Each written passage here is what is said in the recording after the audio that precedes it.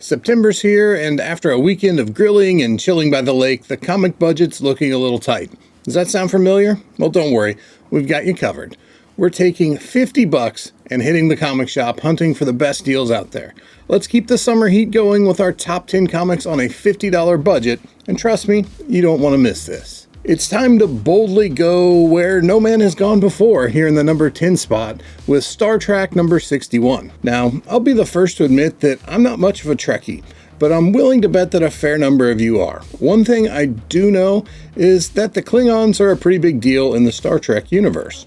Dating all the way back to the March 23rd, 1967 episode of the original series of Star Trek, the Klingons have been at odds with the United Federation of Planets, but it would take 12 more years and the entire run of Gold Key's original Star Trek series before the Klingons made their four-color debut. Cover dated March 1979, Star Trek 61 is not only the Klingons' first comic book appearance, it's also the final issue of the series.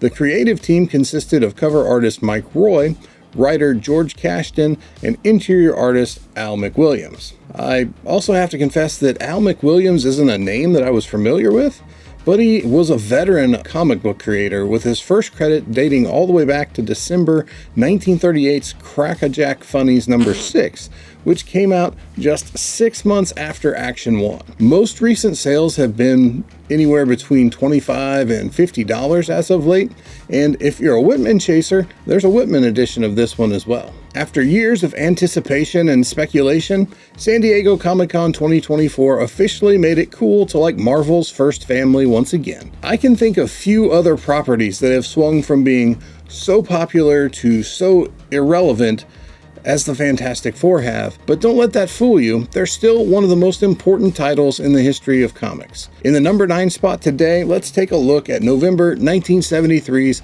Fantastic Four 140. The feature story titled Annihilus Revealed was written by Jerry Conway, who was fresh off of a busy spring and summer where he killed Gwen Stacy and Norman Osborn over in the Amazing Spider-Man title.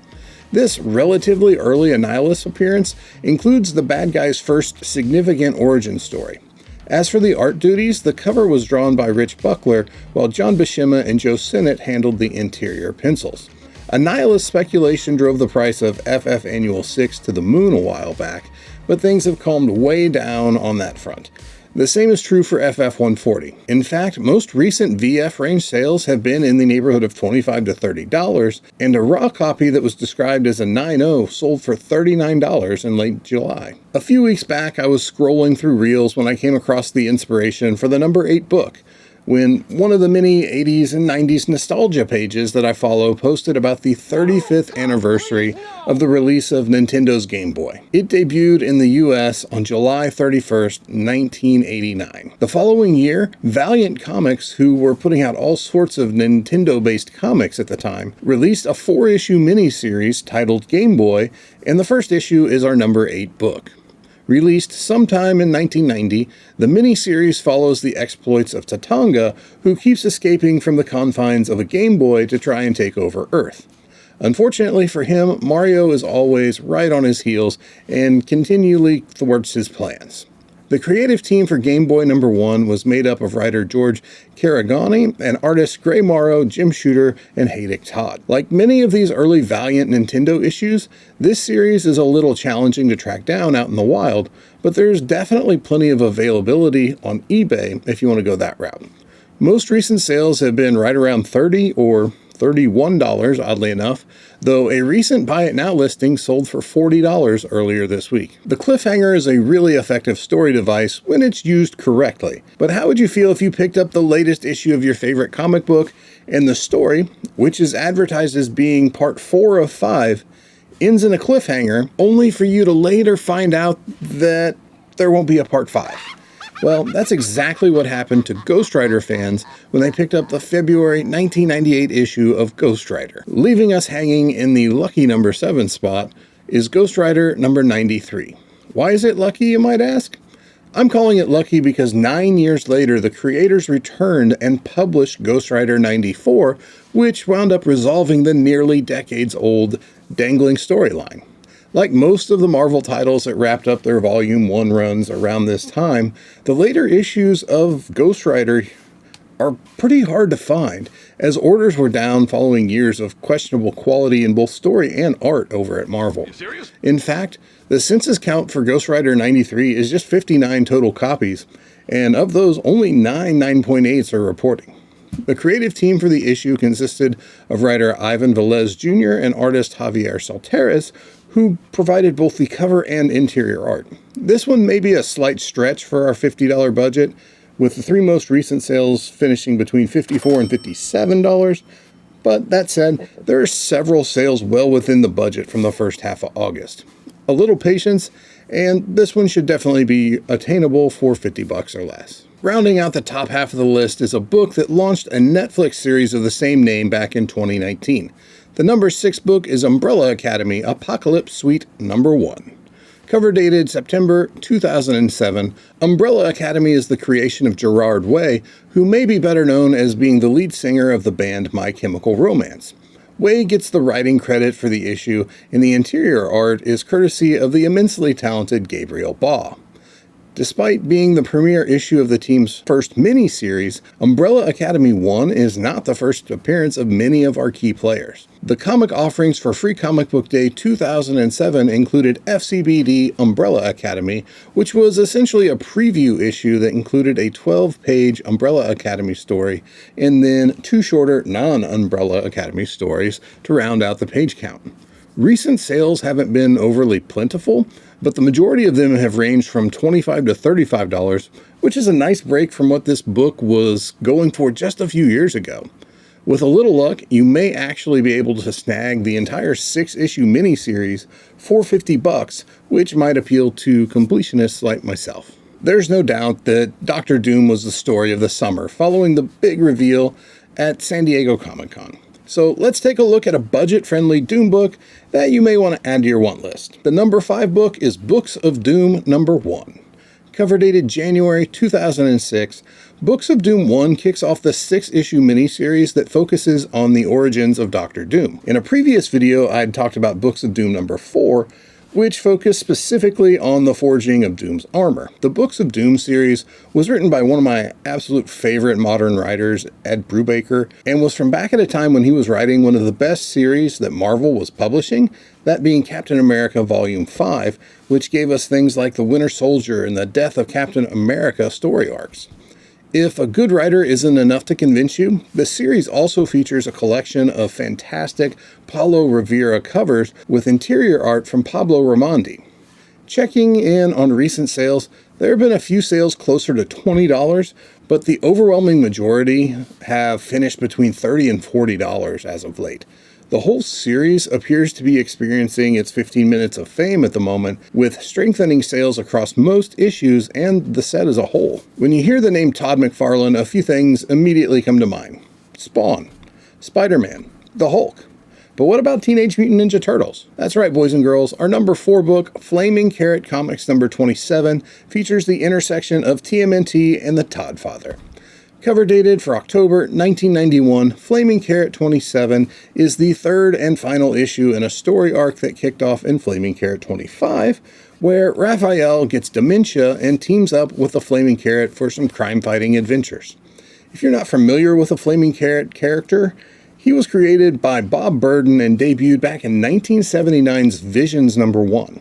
The character would get a self-titled one-shot in 1981, and then an ongoing self-titled series that began in 1984, and that series would start with Aardvark Vanaheim, before moving to Renegade Press, and then finally it would settle in at Dark Horse for the duration, which includes our featured issue number 27. While creator Bob Burden handled the interior creative duties, both writing and drawing the story, Todd McFarlane, who was just a few months away from parting with Marvel Comics to go on and start what would become Image Comics in 1992, he provided the cover art. Recent sales have been primarily between $40 and $50, making this unusual pairing a perfect fit for our $50 budget. One of the more visually stunning moments in Deadpool and Wolverine was inspired by the cover to the number 3 book, Uncanny X-Men 251. While jumping through various realities looking for his Wolverine, Deadpool encounters many versions of Wolverine in one of the movie's more entertaining sequences. While some of the stops were great for a laugh, one in particular struck a completely different tone, and it's straight from this Mark Silvestri cover to the big screen. Deadpool splashes down in a sea of human skulls to find this universe's Wolverine crucified on a giant X. Personally, I've always enjoyed the cover to this one. It's really a standout cover from a time that was filled with some pretty blah covers going back a few years. And it just predates some of Jim Lee's really good work and his creeping ascent to becoming the premier X-Men artist, in addition to some other notable contributions from guys like Andy Kubert and Whilce Portacio. Cover dated early November 1989, because as the cover notes, Uncanny X-Men was now shipping twice a month at the time, as it was arguably the hottest book in the industry. X-Men legend Chris Claremont was still writing the title, as he'd been for nearly 15 years at that point, and Silvestri also provided the interior art. The movie definitely had an impact on the value of this one, as sales prior to July 27th were routinely in the $10 to $15 range. A month and change later, sales are holding steady at $30 to $35, with a certified butt-ton of sales reporting on eBay. Neal Adams gets a lot of hype in the hobby for his contributions to both Batman and Detective Comics in the early 1970s, and rightfully so. But on the reverse side of this coin is another artist whose late 70s work on Detective Comics is just as iconic and influential as Adams's. Our number 2 book is Detective Comics 475, a classic Joker tale from the Marshall Rogers era. Well, Neal Adams and his writing partner Denny O'Neil may have had way more shots on goal with their Batman collaborations in the early 1970s. Marshall Rogers and Steve Englehart did as much for The Dark Knight in just 6 issues of Detective Comics as any creative team had done since the Golden Age. From the return of Hugo Strange in Tech 471, the reintroduction and modernization of Deadshot in Tech 474, to one of the most definitive Joker tales ever in The Laughing Fish and The Sign of the Joker in Detective 475 and 476, respectively, this pair didn't pull a single punch. Tech 475's The Laughing Fish story is one of the key stories, along with Adams and O'Neill's Batman 251, that return the Joker character from a campy clown that you'd recognize from the Batman 66 series to the homicidal maniac of the Golden Age, with a healthy dose of 70s grit just for good measure. For Bat fans and collectors like me, the Joker we grew up with, be it Jack Nicholson's live-action version or Mark Hamill's crazed clown from Batman the Animated Series, they can all be traced right back to here. Sales have been pretty varied lately, but with our $50 budget, I'm confident you should be able to bring home a VF or maybe even slightly better copy of Detective 475. Sitting at the apex of the top 10 comics on a $50 budget list is the penultimate issue of the greatest Spider-Man story ever told, Amazing Spider-Man 294. We all know the story arc as Kraven's Last Hunt, but did you know that that's not actually its name? That's right, the story arc is actually called Fearful Symmetry. But the cover of the trade paperback had Fearful Symmetry in this tiny, small black font up at the top of the book, while Kraven's Last Hunt was in big purple block letters. I bet you can figure out why we all call it Kraven's Last Hunt now. Cover dated November 1987, ASM 294 is dark. It's gritty, and it does not end how Spider-Man comics are supposed to end. Written by J.M. DeMatteis and drawn by Mike Zeck, this is the peak of storytelling for Old Webhead. The 6-part story arc was spread in equal parts across Web of Spider-Man, Spectacular Spider-Man, and here in Amazing Spider-Man. But DeMatteis and Zeck were along for the ride as well, handling the creative duties across the various Spider titles. While the most obvious impact of this issue and the story as a whole is the death of Kraven, the events of Kraven's Last Hunt have lingering emotional effects for both Peter and Mary Jane, which are quickly exacerbated just a few issues later with the debut of Venom.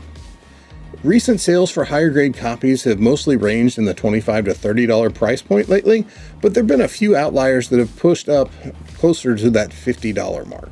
Thanks for checking out my latest top 10, and a big thank you to everybody who checked out last week's $100 top 10.